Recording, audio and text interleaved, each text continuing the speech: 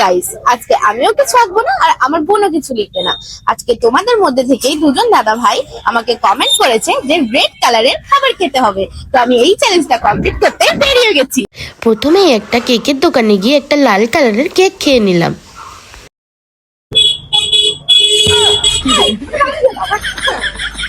তো এরপরে এক এক করে আমি এক একটা দোকান থেকে লাল কালারের খাবার কালেক্ট করছিলাম। এই দোকানে গিয়ে তো কাকু আমাকে একটা কাঁচেই ধরিয়ে দিয়েছে, বলছে তুই কেটে নে।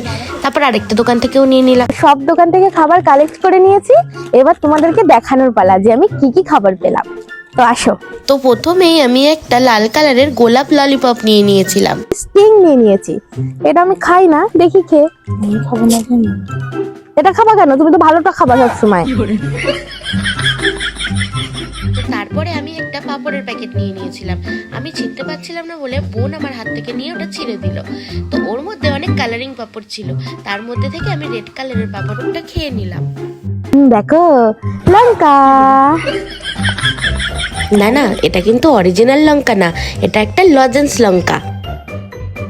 রেড কালারের চিপস নিয়ে নিয়েছি। গাইস, এটা তো রেড কালার হলো না, আমি প্যাকেটটা দেখে ভাবলাম একটা রেড কালারের চিপস থাকবে, তো ইয়েলো হয়ে গেল। একটা বডি স্প্রে নিয়ে নিয়েছি, গায়ে মেখে দেখি কিরকম গন্ধ।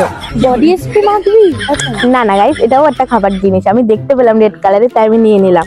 এটা একটা ইউনিক, জানি না কি, তবে দেখি খেয়ে কিরকম। কিন্তু এটা স্প্রে করে খেতে হবে মনে হয়, নাকি? তোমরা কমেন্টে লেখো তো, এটা স্প্রে করে খেতে হয় না কিরকম করে খেতে হয়, আমি তো নিজেই জানি না। সবার লাস্টে ছিল একটা লঙ্কার চাটনি। আমি ঠিক করে নিয়েছিলাম ওটা আমি খাবো না, ওটা আমার বোনকে খাওয়াবো। তুই খাবি? এটা রেড কালারের চাটনি ঠিকই, কিন্তু ভালো ভালো খা, মানে নে দেখ, ঝাল খা, দেখ কেমন লাগে। তো আমার রেড কালারের সব খাওয়া কমপ্লিট হয়ে গেল। তো এই ভিডিওটা যদি তোমাদের ভালো লাগে থাকে, বেশি বেশি করে লাইক করো, কমেন্ট করো, শেয়ার করো, আর আমার চ্যানেলটাকে সাবস্ক্রাইব করে দিও।